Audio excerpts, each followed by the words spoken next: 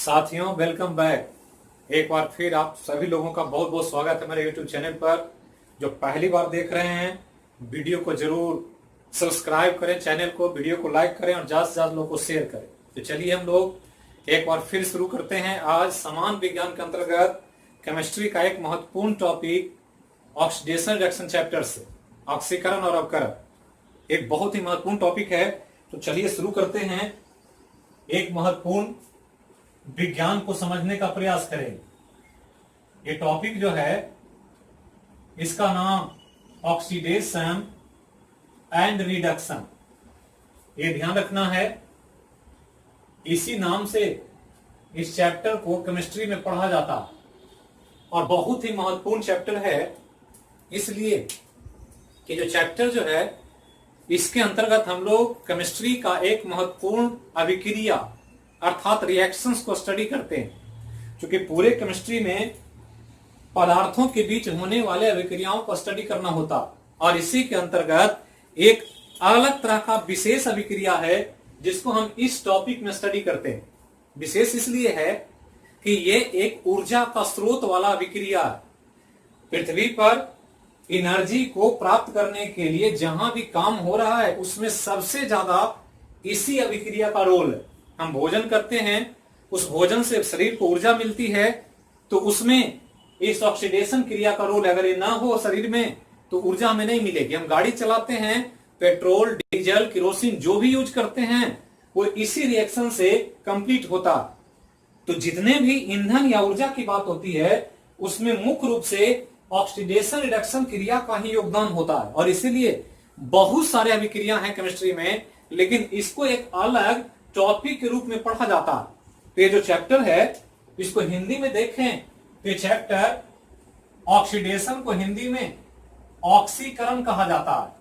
तो ये ऑक्सीकरण है और ये अवकरण है। तो ऑक्सीकरण और अवकरण, ये दो अभिक्रिया को समझना कि किसको ऑक्सीकरण कहा जाए और किसको अवकरण कहा जाए। और इसी को ध्यान रखना है कि ये जो टॉपिक है, इसमें बहुत सारे अभिक्रियाएं हैं जिसमें ऑक्सीडेशन रिडक्शन को समझने का बहुत सा तरीका। जब ऑफलाइन क्लासेस नवजीवन कैंपस का चलता है, तो वहां पर हम जीरो लेवल से यहां पहुंचते हैं। जो सबसे इंपॉर्टेंट टॉपिक है इस केमिस्ट्री के अंतर्गत, ये टॉपिक जो हम बताने जा रहे हैं, उसमें स्टेप बाय स्टेप पहुंचते हैं, जिसमें ओल्ड कॉन्सेप्ट, क्लासिकल कॉन्सेप्ट के नाम से जानते हैं या इलेक्ट्रॉनिक थ्योरी को जानते हैं, और तब पहुंचते हैं ऑक्सीडेशन रिडक्शन को समझने के लिए। जो आज हमको बताएंगे आपको, वो ऑक्सीडेशन और रिडक्शन को समझने के लिए ऑक्सीकरण संख्या के संबंधित बात। तो ऑक्सीडेशन नंबर या ऑक्सीकरण संख्या को यहां समझेंगे, तो उसको समझने का बहुत सारा मोड है। नॉर्मली हम लोग कहते हैं कि ऑक्सीजन से जब रिएक्शन होता है तो वो रिएक्शन ऑक्सीकरण कहलाता। जब हाइड्रोजन से रिएक्शन होता है तो कहते हैं कि वो अवकरण हो रहा। तो बहुत सारे मोड हैं, लेकिन हम जो यहां मोड समझाने जा रहे हैं, वो एग्जाम के लिए सबसे महत्वपूर्ण टॉपिक है और इसी को समझना। और इस टॉपिक में हम जो सबसे महत्वपूर्ण बात है उसको समझेंगे, और जो बात है उसको एक टर्म के रूप में यहां पढ़ेंगे। नाम है ऑक्सीडेशन नंबर। तो ये ध्यान रखना है ऑक्सीडेशन नंबर को। तो नंबर तो जानते ही हैं, और नंबर की जब बात आ जाती है तो नंबर को संख्या कहते हैं, ऑक्सीडेशन को ऑक्सीकरण कहते हैं। तो जब हिंदी लिखेंगे इसको, तो इसका हिंदी होगा ऑक्सीकरण संख्या। तो ये ध्यान रखना है, ऑक्सीकरण संख्या। तो संख्या हम लोग पढ़ते हैं डिजिट के रूप में। मैथ में जो होल नंबर पढ़ते हैं 0 to 9 तक, 1 2 3 4 9 तक होल नंबर है, पूर्ण संख्या। और उसी से हम लोग न्यूमेरिकल वैल्यू को प्रदर्शित करते हैं, संख्यात्मक मान को सूचित करते हैं।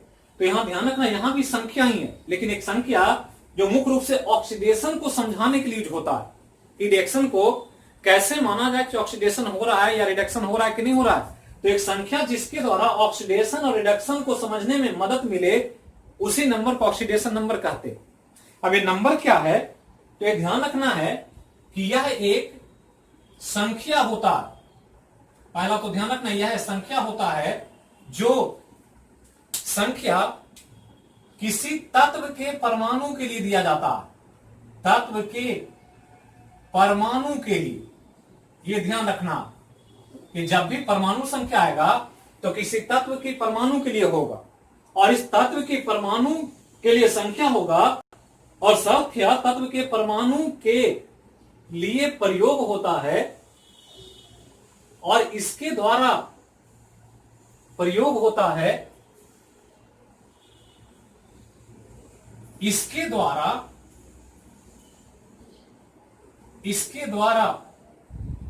ऑक्सीडेशन और रिडक्शन को समझा जाता है। ऑक्सीडेशन एंड रिडक्शन को समझा जाता है, ध्यान रखना। तो ये दो क्रिया जो समझना है, उसी के लिए ऑक्सीडेशन नंबर का इस्तेमाल हो रहा।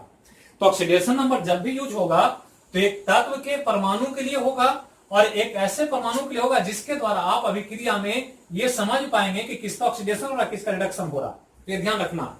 अब ये ऑक्सीडेशन नंबर है नंबर, ये एक इंपॉर्टेंट प्रक्रिया है जो वैज्ञानिकों ने डेवलप किया, और इस प्रक्रिया को नॉर्मली हम लोग बुक कीपिंग डिवाइस कहते हैं।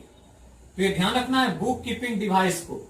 तो बुक कीपिंग डिवाइस होता है जो लाइब्रेरी में यूज होता, पुस्तकालय में, और लाइब्रेरी में हजारों पुस्तकें होती है, और उसमें लाइब्रेरियन उस पुस्तक को कोडिंग करके अरेंज कर देता है। आपको किसी पुस्तक की जरूरत है, आप बताएंगे उसको, तो उन हजारों बुक में से वो पुस्तक खोज करके आपको दे देता है कि वो पुस्तक कहां पर है, और आसानी से आपको वो प्रोवाइड करता है।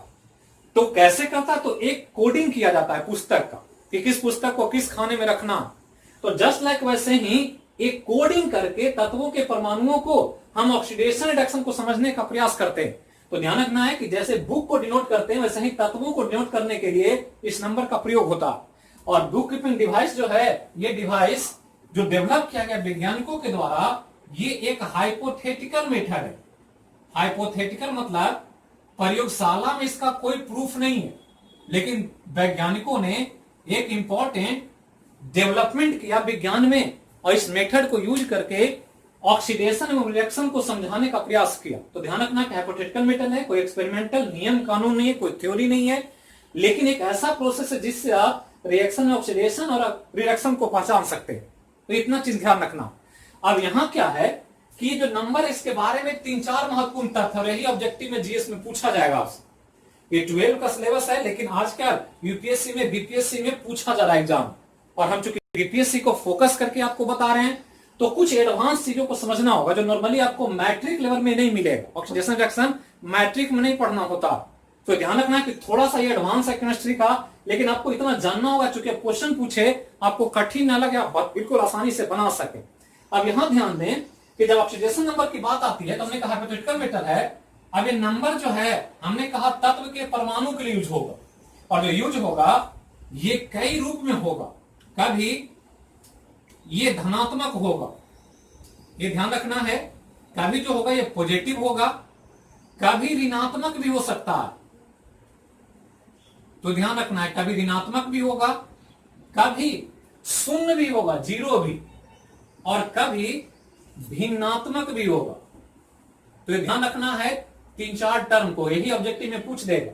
तो ऑक्सीडेशन नंबर होता है पॉजिटिव, निगेटिव, जीरो, फ्रैक्शन, तो सभी सही है। यूपीएससी में या बीपीएससी मल्टीपल चॉइस दे रहा है, तो एक से अधिक ऑप्शन जब सही होता है तो आंसर ई मारना होता है। तो इस तरह के क्वेश्चन ज्यादा पूछा जा रहा है आजकल। जो कठिन सेक्शन है, क्योंकि आपको समझना होता है कि नंबर है ये पॉजिटिव होता है कि निगेटिव होता है कि जीरो होता है कि फ्रैक्शन, तो सब सही है, सब रूप में हो सकता है। इसके अलावा ध्यान रखना है कि जब इस ऑक्सीडेशन नंबर को हम यूज करेंगे, जब भी आपको लिखना होगा, तो इस नंबर के साथ 2 चिन्ह देना होता है। अगर वो वैल्यू है तो उस वैल्यू में धनात्मक या ऋणात्मक चिन्ह का प्रयोग होगा। एक साइन लगाना होगा, तो एक धनात्मक या ऋणात्मक चिन्ह का यहां इस्तेमाल करना होगा, बिना इसके आप लिख नहीं सकते हैं। तो ध्यान रखना है कि यहां जब भी लिखाएगा तो जैसे लिखना होगा, तो अगर मान लिया एग्जांपल है कि किसी का ऑक्सीडेशन नंबर 5 है तो +5 लिखना होगा वो, अगर वो माइनस में है तो -5 लिखना होगा। तो ध्यान रखना ये प्लस और माइनस देना जरूरी है, बिना इसके आप ऑक्सीडेशन नंबर लिख नहीं सकते। ये साइन देना बहुत जरूरी है। तो इसके साथ ध्यान रखना है कि जब भी ऑक्सीडेशन नंबर लिखा जाता है तो पॉजिटिव निगेटिव साइन लगा होता। अब यहां ध्यान दें कि जब आप किसी तत्व को यौगिक में लिखेंगे और यौगिक में तत्व होगा तो उसमें ऑक्सीडेशन नंबर जब यूज होगा तो ऋणात्मक और धनात्मक जो चिन्ह होता है वो विद्युत ऋणात्मकता के आधार पर होता है। ये ध्यान रखना, विद्युत ऋणात्मकता जो हम लोग पढ़ते हैं पीरियोडिक टेबल में। मैं आपको पीरियोडिक टेबल का भी महत्वपूर्ण जो तथ्य है उसको भी मैं बताऊंगा आगे के टॉपिक में। तो यहां ध्यान रखना है, विद्युत ऋणात्मकता के आधार पर प्लस या माइनस चिन्ह का प्रयोग होता है, प्लस का या माइनस का।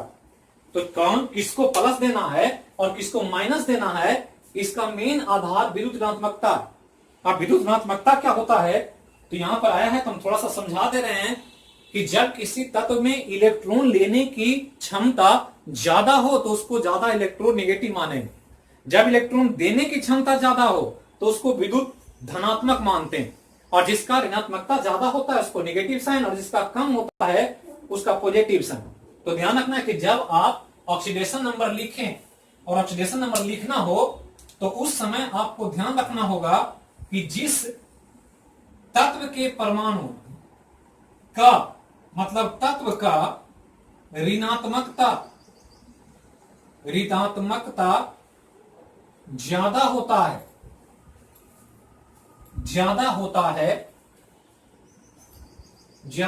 है उसका ऑक्सीडेशन नंबर पॉजिटिव होता है, ये निगेटिव होता है। ये ध्यान रखना है पहला पॉइंट कि जब किसी तत्व का ऋणात्मकता ज्यादा होगा तो उसका ऑक्सीडेशन नंबर आपको निगेटिव लेना, मतलब वो ज्यादा इलेक्ट्रॉन लेने की क्षमता रखता है। दूसरा ध्यान रखना है कि जब किसी तत्व का ऋणात्मकता कम होगा तो उसका ऑक्सीडेशन नंबर पॉजिटिव लिया जाए। तो तुलनात्मक देखना, कंपैरेटिव स्टडी करना है कि जब कंपाउंड लिखा हुआ हो उसमें दो तरह के तत्व हो, एक ज्यादा इलेक्ट्रोनेगेटिव है तो ज्यादा होगा तो उसका ऑक्सीडेशन नंबर आपको नेगेटिव लेना है। जब उसका इलेक्ट्रोनेगेटिविटी कम है तो उसका आपको ऑक्सीडेशन नंबर पॉजिटिव लेना। ऋणात्मकता का मतलब विद्युत ऋणात्मकता की बात आ रही है, इसको ध्यान रखना।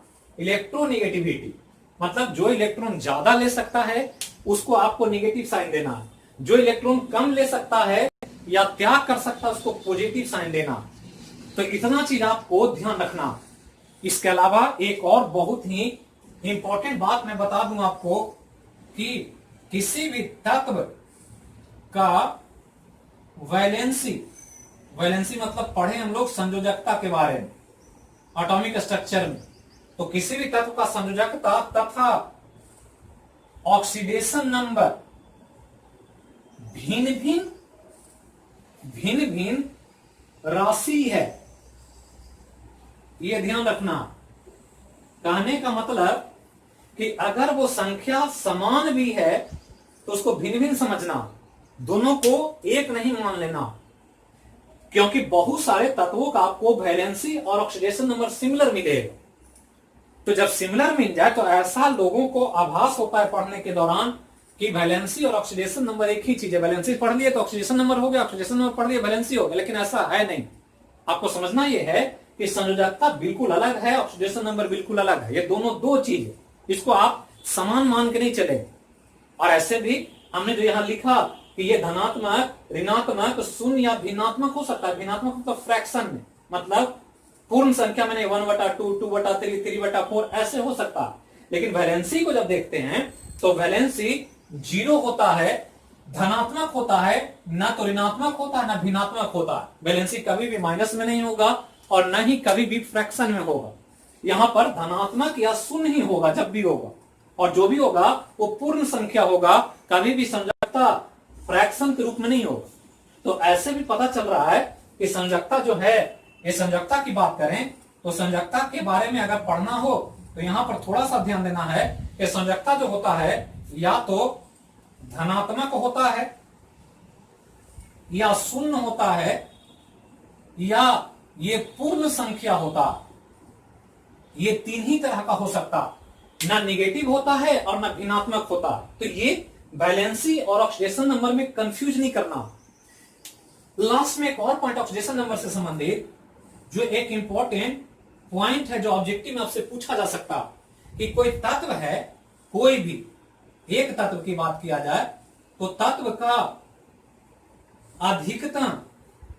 अधिकतम मतलब चूंकि वैल्यू अलग अलग होता है, तो अधिकतम ऑक्सीडेशन नंबर जो होता है, ऑक्सीडेशन नंबर तत्व के वर्ग की संख्या के बराबर होता है, तत्व के वर्ग की संख्या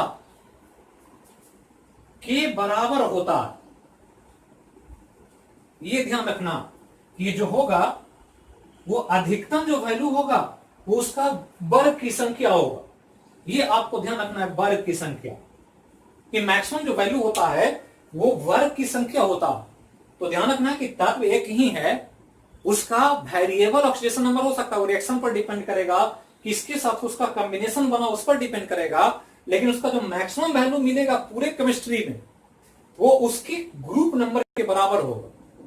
मतलब एक कॉमन अगर ले लें कि मान लिया वो चौथे ग्रुप का है, पीरियोडिक चौथा ग्रुप में है, तो उसका ऑक्सीडेशन नंबर मैक्सिमम 4 हो सकता है, 4 से अधिक 5, 6 नहीं होगा। तो ध्यान रखना है कि किसी भी तत्व का अधिकतम ऑक्सीडेशन नंबर वर्ग की संख्या के बराबर होता। तो इतना तो पहले आप लोग ऑक्सीडेशन नंबर के बारे में बेसिक कॉन्सेप्ट याद रखें।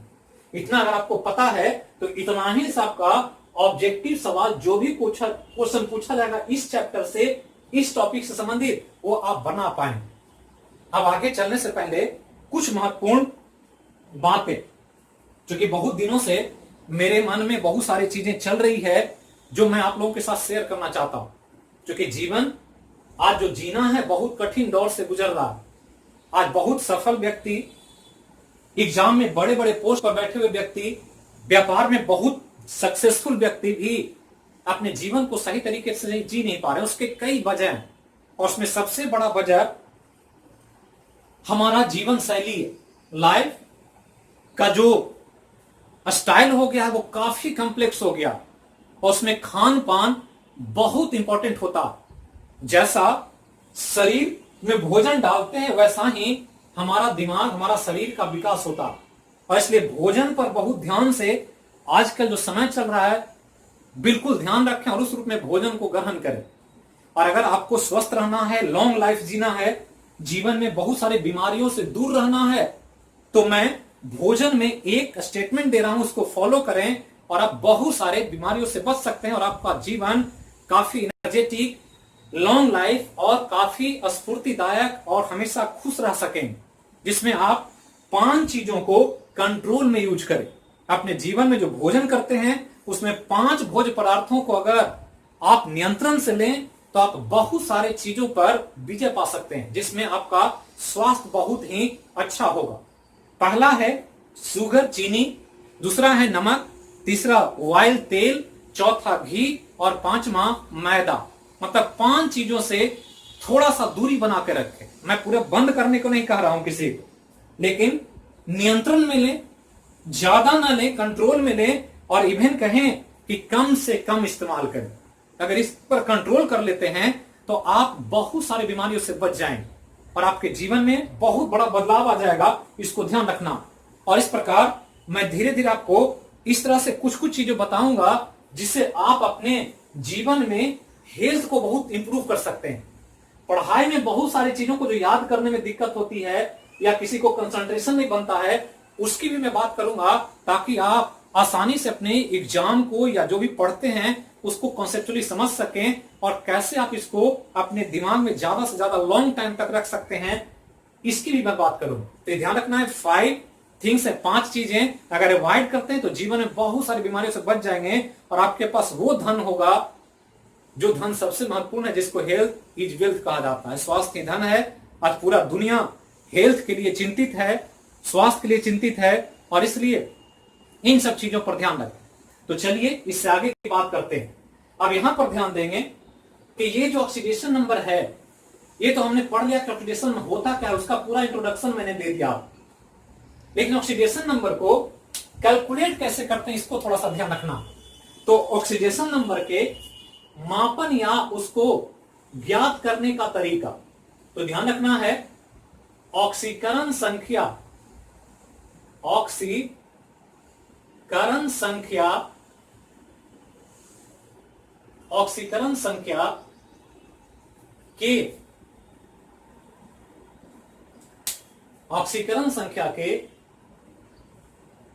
निर्धारण के तरीके, ऑक्सीकरण संख्या का निर्धारण ही लिख देता हूं, का निर्धारण कैसे होता है इसको थोड़ा सा समझ लेना। अगर ये समझ लेते हैं तो फिर ऑक्सीडेशन नंबर में कुछ बचता नहीं आपको समझने के लिए, लेकिन समझना बहुत जरूरी है। छोटा है, कॉन्सेप्चुअल है, लेकिन अगर समझ जाएंगे इस टॉपिक से जो सवाल आएगा आप बना दें। अब यहां ऑक्सीडेशन नंबर से संबंधित कुछ महत्वपूर्ण 5-6 पॉइंट मैं बता दे रहा हूं, वो 5 पॉइंट 6 पॉइंट होगा, उसको याद रखना है। पहला तो ध्यान देना है कि ऑक्सीडेशन नंबर जब भी आता है तो वो एक एटम के लिए होता, एटम के लिए होता, ये ध्यान रखना। तो एटम के लिए प्रयोग होता, एटम के लिए प्रयोग होता है जो यौगिक में मौजूद होता है, यौगिक में मौजूद होता, ये ध्यान रखना। एक एटम होगा और वो एटम यौगिक में होगा, और जब यौगिक में होगा कोई एटम तो उसी के लिए ऑक्सीडेशन नंबर की बात आएगी। तो जब भी ऑक्सीडेशन नंबर का प्रयोग होता है तो परमाणु के लिए होता है, हमने यहां भी कहा था। और ये परमाणु कहां होगा, तो यौगिक में होगा। जैसे हम एग्जाम्पल लिखें, एग्जाम्पल से बिल्कुल आप समझ जाएंगे कि कैसे हो रहा। तो जैसे मैं एक एग्जाम्पल लिखूं, H2SO4, सब जानते हैं ये किंग ऑफ केमिकल्स है, रसायन का सम्राट कहा जाता है। और ये सल्फ्यूरिक अम्ल है। तो सल्फ्यूरिक अम्ल में ये एक यौगिक है, कंपाउंड है जो एसिड के रूप में। अब इसमें आपको हाइड्रोजन का हो सकता है, सल्फर का हो सकता है, ऑक्सीजन का हो सकता है, किसी का भी आपसे पूछ सकता है। तो ऑक्सीजन का पूछे मतलब एक्स का, या सल्फर का पूछे या हाइड्रोजन का पूछे, तब आप बता सकते हैं, क्योंकि ये यौगिक में है। अगर अकेले है तब फिर ऑक्सीडेशन नंबर नहीं होगा। तो जब भी होगा एटम के लिए होगा, और एटम कहां होगा, तो यौगिक में होगा। तो जैसे यहां याद ध्यान रखना है कि अगर H2SO4 है तो H2SO4 में आप यहां निकाल सकते हैं हाइड्रोजन का कितना, आप निकाल सकते हैं सल्फर का कितना, या निकाल सकते हैं ऑक्सीजन का कितना। तो इस प्रकार से आपसे यौगिक में मौजूद एटम के बारे में पूछा जा सकता है, पहला पॉइंट। दूसरा ध्यान रखना है कि जब कोई तत्व, तत्व मतलब एलिमेंट, कोई तत्व मुक्त होता है, मुक्त होता है तो ऑक्सीडेशन नंबर 0 होता। ये ध्यान रखना, बहुत इंपॉर्टेंट स्टेटमेंट है। एलिमेंट हो और मुक्त हो, मुक्त मतलब कंपाउंड के फॉर्म में नहीं, अकेले हो, किसी से रिएक्शन नहीं कर रहा। जैसे सिंपल लिखें कि हाइड्रोजन एक एलिमेंट है, इसका ऑक्सीडेशन नंबर बताएं तो 0 होगा। पूछ दे कि सल्फर का ऑक्सीडेशन नंबर बताएं, 0 होगा। पूछ दे लोहा का बताएं, 0 होगा। क्यों? क्योंकि सब अकेले अकेले कंपाउंड में नहीं। यहां सल्फर इसलिए क्योंकि ये कंपाउंड में मौजूद है, यहां फ्री है सब, हाइड्रोजन अलग, सल्फर अलग, आयरन अलग, ये सब अलग अलग, किसी के साथ कंबाइन नहीं। तो ध्यान रखना, तत्व जब मुक्त होता है तो ऑक्सीजन नंबर 0 होता। तीसरा पॉइंट कि जब कोई यौगिक होगा, तो जब कोई यौगिक होगा तो यौगिक का लिखेंगे, यौगिक का कुल ऑक्सीडेशन नंबर भी 0 होता। यौगिक अगर दिया हुआ है और यौगिक ऑक्सीडेशन नंबर पूछ दे तो भी 0 होगा।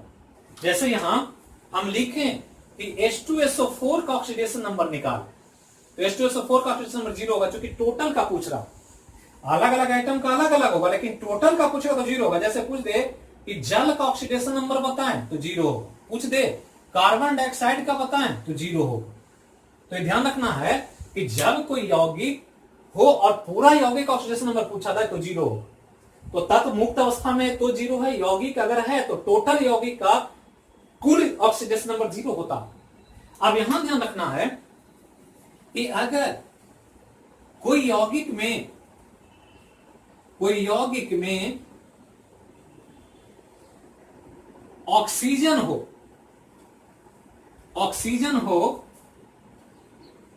तो ऑक्सीजन का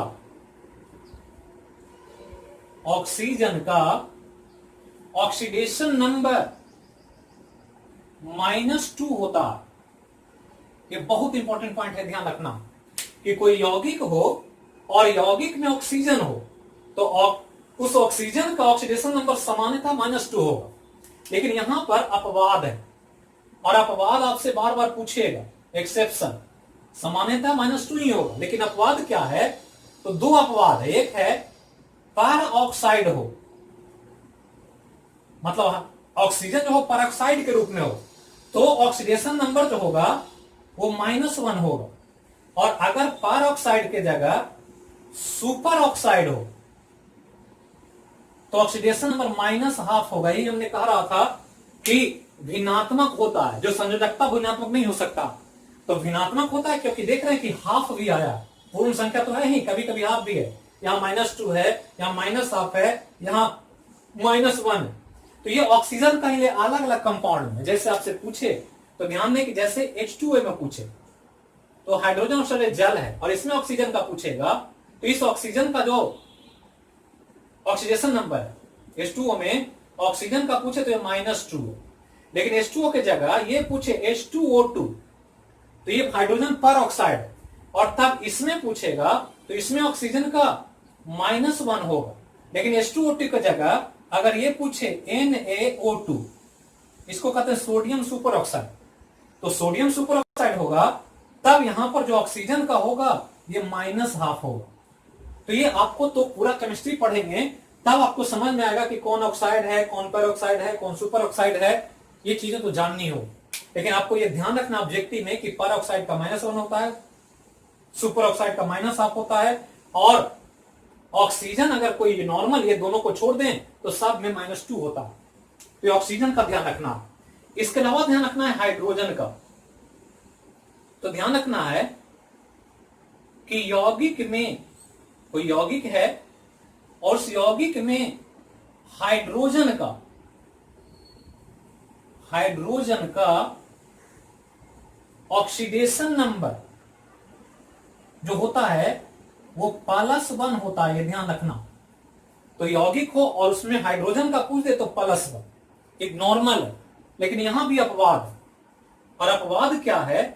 तो अपवाद बिल्कुल कॉमन है कि अगर ये हाइड्रोजन कोई कंपाउंड जो हो वो मेटल हाइड्राइड के रूप में हो, तो ये ध्यान रखना है मेटल हाइड्राइड, और मेटल हाइड्राइड होगा तो हाइड्रोजन का जो ऑक्सीडेशन नंबर है ये बदल करके +1 से -1 हो जाएगा। तो हमने कहा वेरिएबल होता है, बदलता रहता है, डिपेंड करता है कि रिएक्शन कौन सा है, कौन इलेक्ट्रोपॉजिटिव ज्यादा है, कौन इलेक्ट्रोनेगेटिव ज्यादा है, इसके आधार पर +-0 फ्रैक्शन हो सकता है। तो हाइड्रोजन का सामान्यतः +1 होगा, लेकिन एक अपवाद है कि मेटल हाइड्राइड है तो -1 होगा। जैसे हम एग्जांपल दे दें, जैसे एग्जांपल है H2O, तो नॉर्मल कंपाउंड है, इसमें अगर हाइड्रोजन का पूछे तो हाइड्रोजन का यहाँ +1 है, ये ध्यान रखना। लेकिन यहाँ मेटल हाइड्राइड, जैसे मेटल हाइड्राइड लिख के कैल्शियम हाइड्राइड CH2, तो यहाँ कैल्शियम मेटल है, ये हाइड्रोजन, और मेटल हाइड्रोजन के कंपाउंड को मेटल हाइड्राइड कहते हैं। अब यहाँ हाइड्रोजन का पूछे तो कैल्शियम ज्यादा इलेक्ट्रोपॉजिटिव है, इसलिए हाइड्रोजन का यहाँ जो होगा, इसमें अगर हाइड्रोजन का पूछे तो इसमें हाइड्रोजन का +1 लिया जाए। तो ये चीज ध्यान रखना इतना। इसके अलावा दो और पॉइंट। पहला ध्यान रखना है कि यदि कोई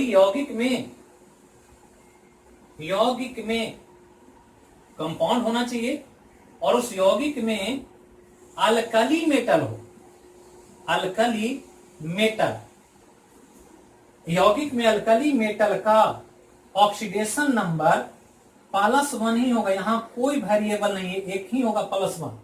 यौगिक होना चाहिए और यौगिक में क्या होना चाहिए? Alkali metal. अल्कली मेटल मतलब फर्स्ट ए ग्रुप, मतलब पहला ग्रुप जो पीरियोडिक टेबल का है, lithium, sodium, potassium, rubidium, caesium, francium, उन सब का +1 ही होता है, कभी वेरिएबल नहीं होता।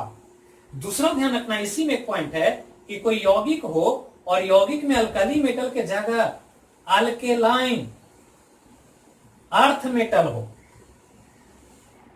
अल्केलाइन अर्थ मेटल का ऑक्सीडेशन नंबर कितना? तो यहां जो आएगा ये +2 आएगा, ये ध्यान रखना। तो अल्कली मेटल होगा तो +1 और अल्केलाइन अर्थ मेटल होगा तो +2, ये दोनों को ध्यान रखना। लेकिन दोनों यौगिक में होना चाहिए। ये जब भी होगा, क्योंकि हमने कहा यौगिक में ही किसी एटम का ऑक्सीडेशन नंबर निकालना होता है।